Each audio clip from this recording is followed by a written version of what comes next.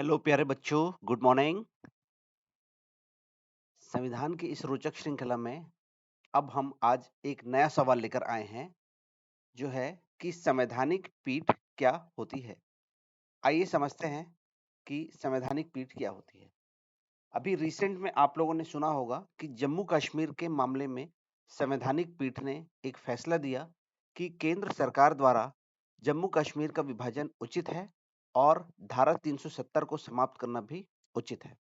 और यह फैसला संविधान की पीठ द्वारा सभी चीजों को पढ़कर दिया गया था। तो बच्चों के मन में ये सवाल आता है कि संवैधानिक पीठ आखिर क्या होती है? इसे संविधान पीठ या संवैधानिक पीठ भी कहते हैं।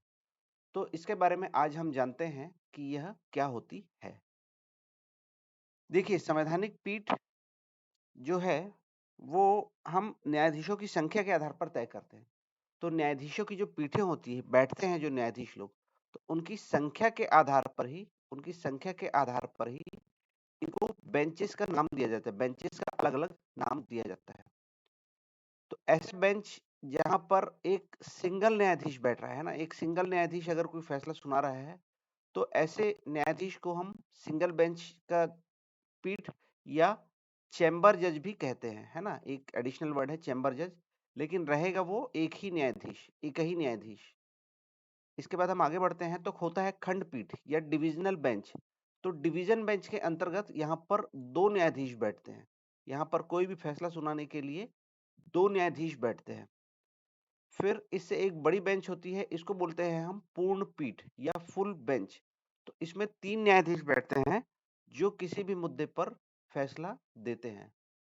तो ये तीनों बेंच हाई कोर्ट में भी और सुप्रीम कोर्ट में भी दोनों ही जगह बनती है।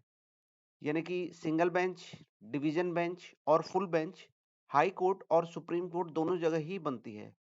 इसके बाद आती है कॉन्स्टिट्यूशनल बेंच या संविधान पीठ या संवैधानिक पीठ।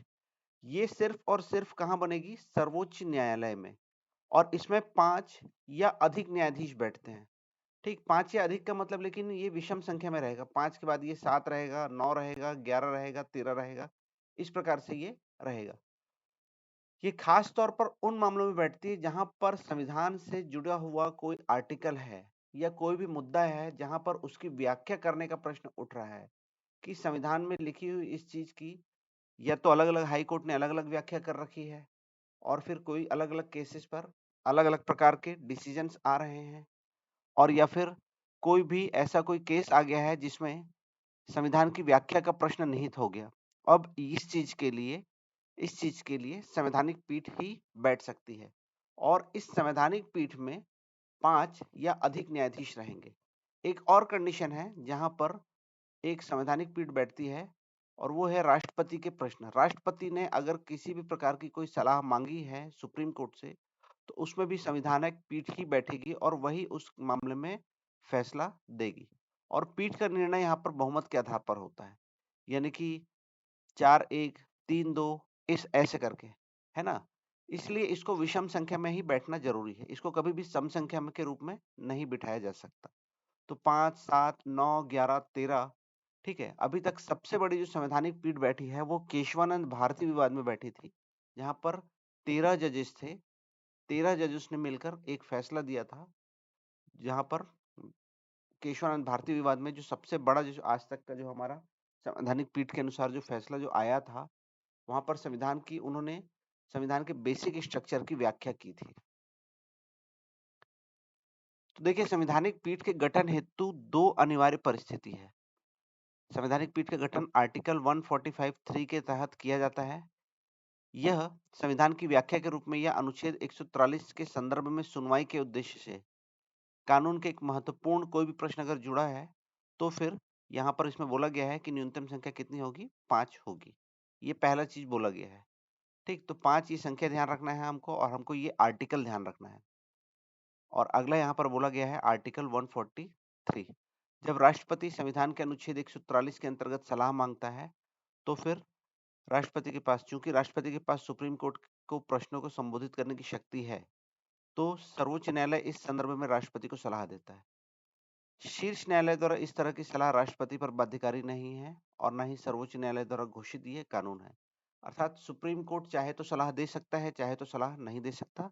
वहीं राष्ट्रपति इसकी सलाह को मान सकता है और सलाह को नहीं भी मान सकता। तो उम्मीद है कि संवैधानिक पीठ आपको आसानी से समझ में आया होगा।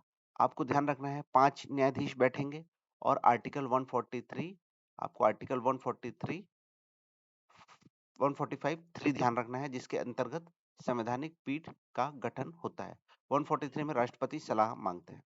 तो आइए बच्चों आज का क्विज टाइम पे आते हैं। निम्नलिखित कथनों पर विचार कीजिए। जिन मामलों में संविधान की व्याख्या का प्रश्न निहित होता है या राष्ट्रपति के प्रश्न पर सलाह देनी होती है, उसमें संवैधानिक पीठ के बैठने की बाध्यता है। सेकंड स्टेटमेंट, न्यायाधीशों के संविधान पीठ का संबंध सिर्फ सर्वोच्च न्यायालय से होता है। उपरोक्त कथनों में से कौन से कथन सत्य है? ए केवल एक, बी केवल दो, सी एक और दो दोनों और डी ना तो एक ना ही दो।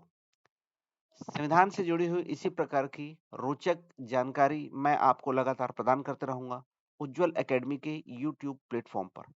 तो आगे बढ़ने से पहले आप इस चैनल को सब्सक्राइब जरूर करें और साथ ही साथ जो लोग सीजीपीएससी का पेपर दे रहे हैं वो लोग अपने अपने मित्रगणों को इस जानकारी को जरूर पहुंचाएं। धन्यवाद।